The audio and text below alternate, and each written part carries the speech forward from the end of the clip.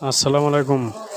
যারা নতুন, যারা বেগুনি চপ ভাজতে পারেন না, তারা এই ভিডিওটা একটু মনোযোগ দিয়ে দেখেন।